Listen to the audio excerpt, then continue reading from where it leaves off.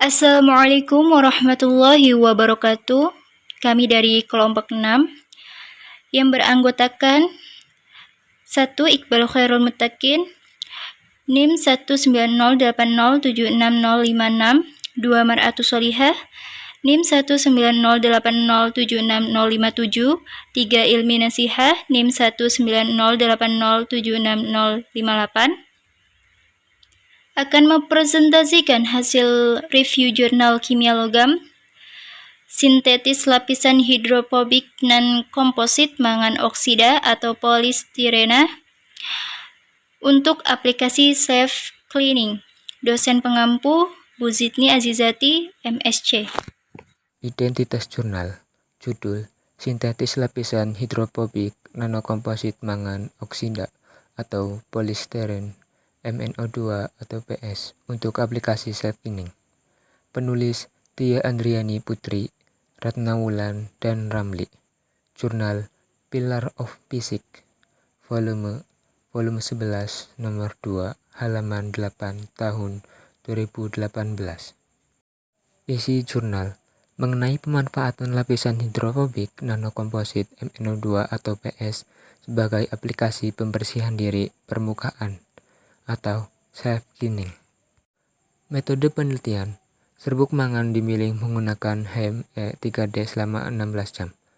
Kemudian pembuatan lapisan hidroponik nanokomposit mangan oksida. Kemudian selanjutnya nanopartikel MnO2 0,4 gram dicampurkan dengan larutan PS, diaduk selama 60 menit dengan magnetic stirrer.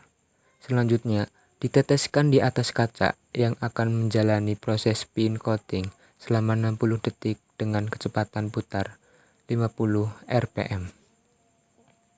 Selanjutnya difurnace dengan gravitasi suhu 25 derajat Celcius, 60 derajat Celcius, 100 derajat Celcius, 140 derajat Celcius, 180 derajat Celcius, 200 derajat Celcius, 300 derajat Celcius, dan 400 derajat Celcius selama 60 menit.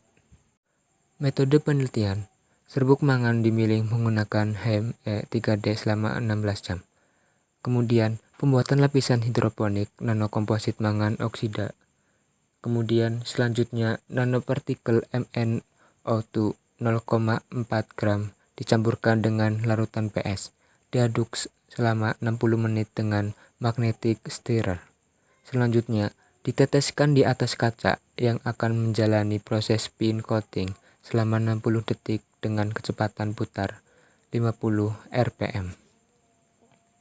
Selanjutnya difurnace dengan gravitasi suhu 25 derajat Celcius, 60 derajat Celcius, 100 derajat Celcius, 140 derajat Celcius, 180 derajat Celcius, 200 derajat Celcius, 300 derajat Celcius, dan 400 derajat Celcius selama 60 menit.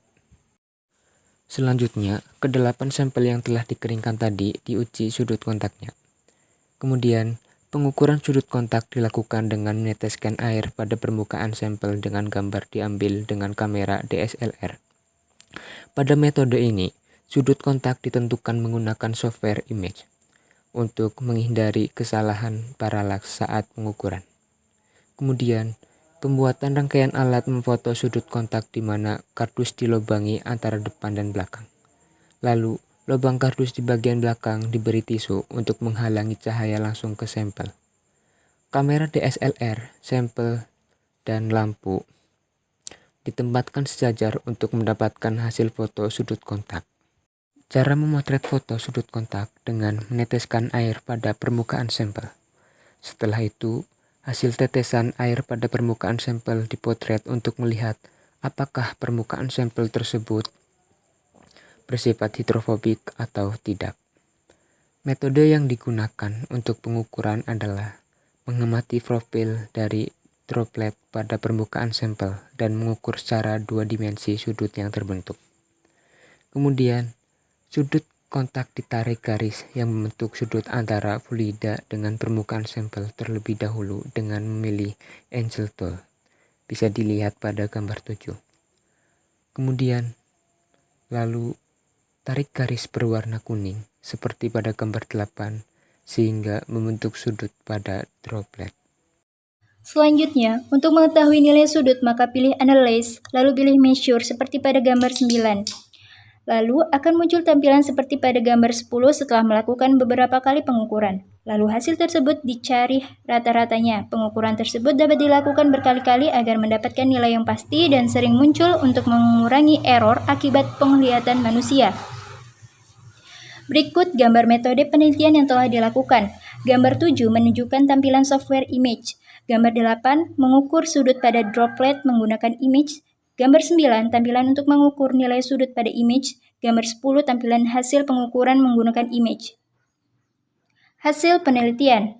Pengujian sudut kontak dilakukan dengan variasi suhu 25 derajat Celcius, 60 derajat Celcius, 100 derajat Celcius, 140 derajat Celcius, 180 derajat Celcius, 200 derajat Celcius, 300 derajat Celcius, dan 400 derajat Celcius. Pengukuran sudut kontak ini penting dilakukan untuk mengetahui lapisan pada suhu berapa yang lebih bersifat hidrofobik.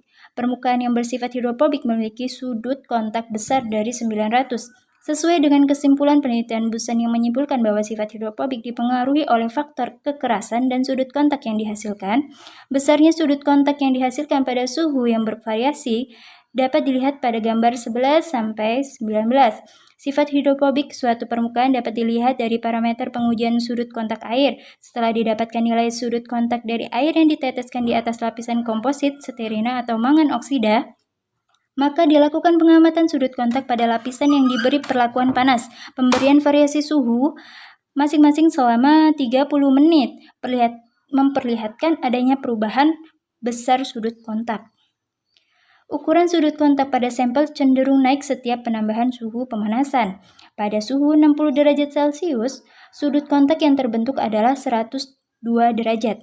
Tidak terlihat perubahan yang signifikan dari sudut kontak lapisan yang tidak diberi perlakuan panas atau dalam kurung suhu 25 derajat Celcius, yaitu 100 derajat.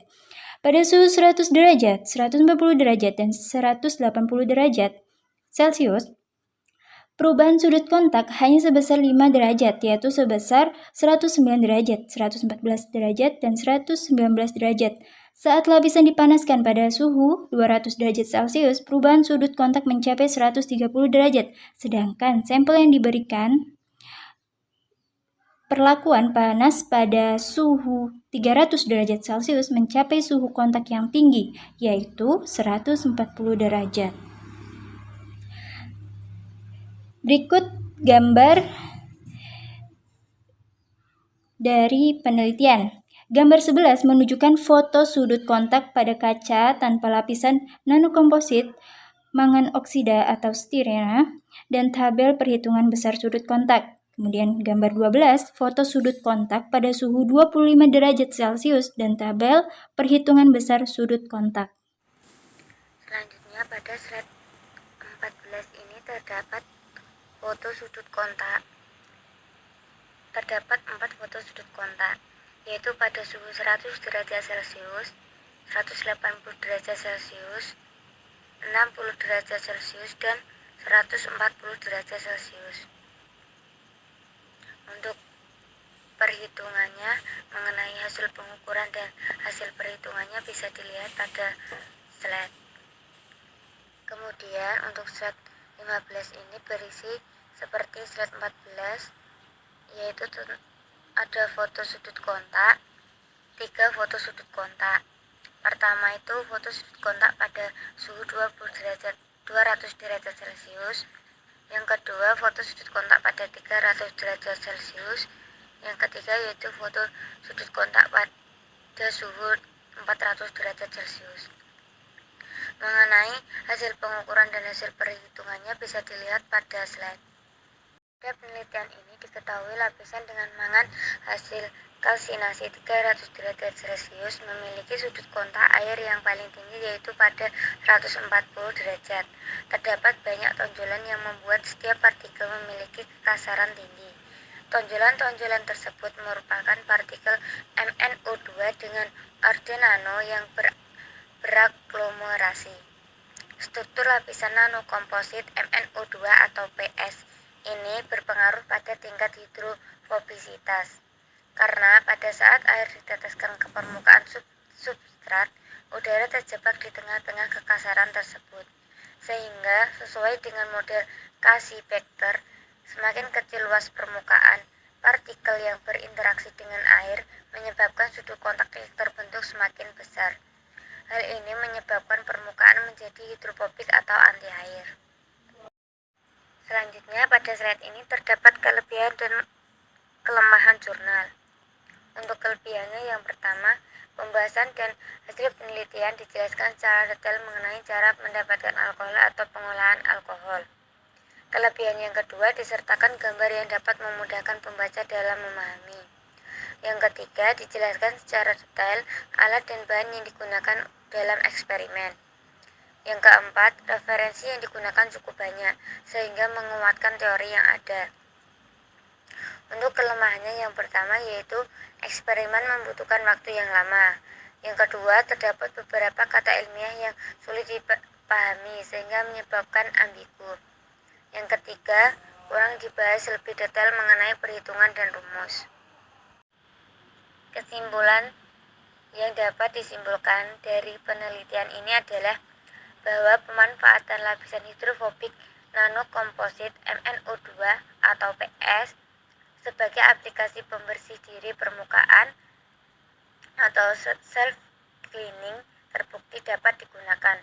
Pembuktian tersebut dapat diketahui pada data hasil penelitian yang menyatakan bahwa penelitian ini sesuai dengan model Kasibecker. Semakin kecil luas permukaan, partikel yang berinteraksi dengan air menyebabkan sudut kontak yang terbentuk semakin besar. Hal ini yang menyebabkan permukaan menjadi hidrofobik atau anti air. Demikian presentasi dari kelompok kami. Kami mohon maaf apabila ada kesalahan dalam penjelasan review jurnal ini. Kami akhiri. Wassalamualaikum warahmatullahi wabarakatuh.